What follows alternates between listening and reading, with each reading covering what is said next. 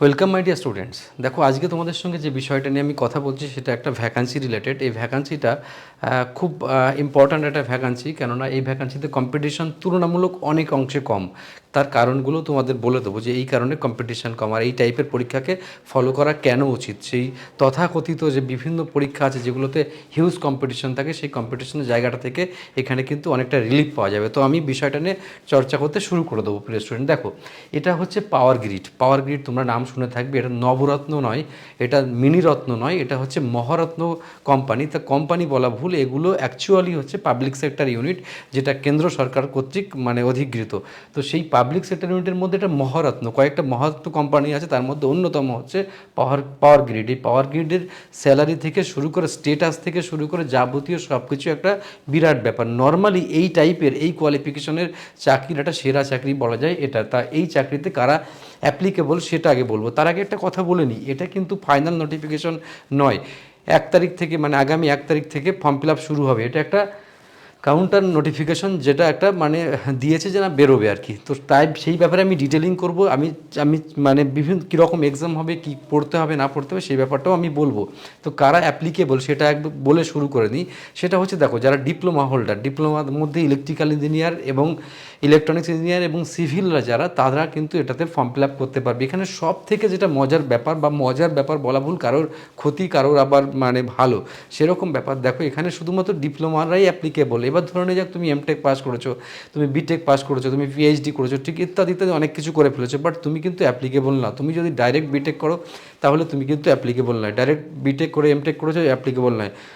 শুধুমাত্র ডিপ্লোমারাই কিন্তু এটা যোগ্য। তারপরে আমি আর একটা কাউন্টার কথা বলবো, একটু পরে বলবো, কারণ সেটা রিলেটেড কোশ্চেন থাকবে এবারে। এবার আমি মামুলি কিছু তথ্য তোমাদেরকে দিয়ে আমি এই ভিডিওর মূল পর্বে প্রবেশ করবো প্রিয় স্টুডেন্টস। দেখো, এটা তোমার ফর্ম ফিল আপ শুরু হচ্ছে 1/9/2023 সাল থেকে। আর ভ্যাকান্সি ইলেকট্রিক্যালের ক্ষেত্রে 344টা, ডিপ্লোমা ট্রেনি সিভিলের ক্ষেত্রে 69, আর ডিপ্লোমা ট্রেনি 13টা।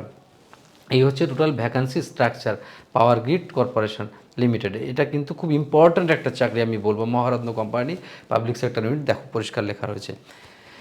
এবার আমি ডিটেলিংটা যাবো যে কি কি হতে পারে, কেমনভাবে নিয়োগ হয়, রিক্রুটমেন্ট টোটাল প্রসেসটা এটা আমি বলবো তোমাদেরকে। দেখো, পোস্ট সংখ্যা হচ্ছে কত, 425টা post.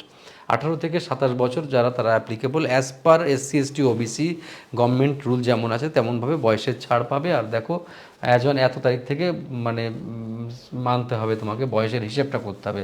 Qualification diploma electrical civil electronics, এবং অবশ্যই 70% মার্কস চাইতে পারে। দেখো, এটা কিন্তু ফাইনাল নোটিফিকেশন নয়, এটা আমার এক্সপিরিয়েন্স বা প্রিভিয়াস ইয়ারগুলোকে ঘেটে আমরা যে তথ্য পেয়েছি সেই তথ্যটা উপস্থাপন তোমাদের কাছে করছি। দেখো, 70% মার্কস দরকার হতে পারে এইসব ট্রেডে, রিলেভেন্ট ট্রেডে।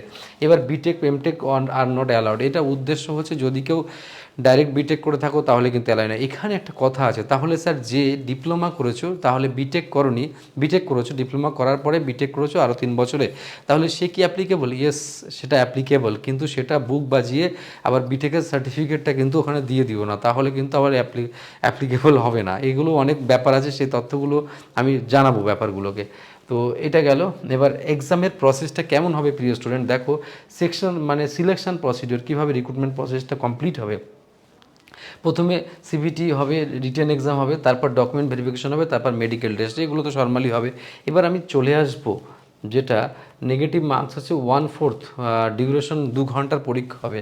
আর 2 ঘন্টার মধ্যে পার্ট 1 থাকবে, আবার পার্ট 2 থাকবে। পার্ট 1-এ কী হবে, 120টা কোয়েশ্চেন থাকবে টেকনিক্যাল নিজের সাবজেক্টের উপরে, আর 50টা কোয়েশ্চেন থাকবে সেটা নন টেকনিক্যাল, স্যাট বলছে তারা। স্যাট মানে হচ্ছে সুপারভাইজারি অ্যাপটিটিউড। এখানে বাংলা কথা, এটা হচ্ছে যে ম্যাথ, রিজনিং এইসব থাকবে, আর জিকে থাকবে। এখানে এর মধ্যে কী কী থাকবে নেক্সট কোনো ভিডিওতে আমি সুন্দর করে আপলোড করে দেবো তোমাদের।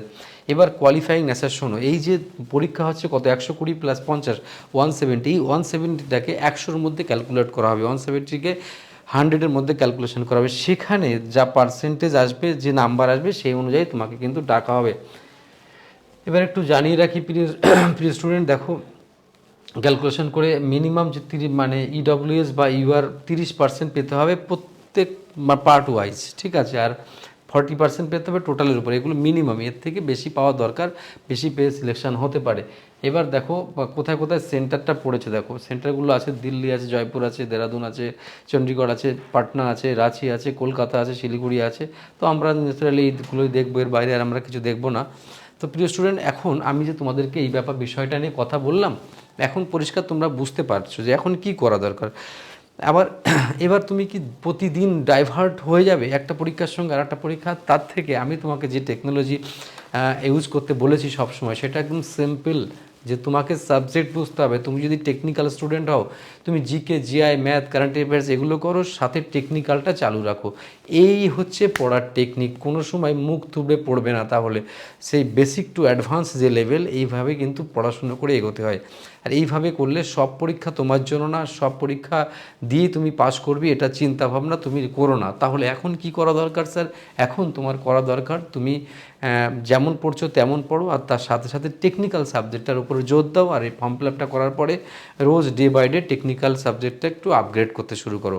ওকে, এই বিষয়ে যদি তোমাদের মনে হয় যে আরও তথ্য জানা দরকার, তাহলে অবশ্যই কমেন্টস করো এবং আমি ডিটেলিং অবশ্যই করব। বেস্ট অফ লাক প্রিয় স্টুডেন্ট, খুব ভালো থেকো আর ভালো পারফর্ম করো, এগিয়ে চলো। এটাই হচ্ছে জীবনের মূল মন্ত্র। ভালো থেকো।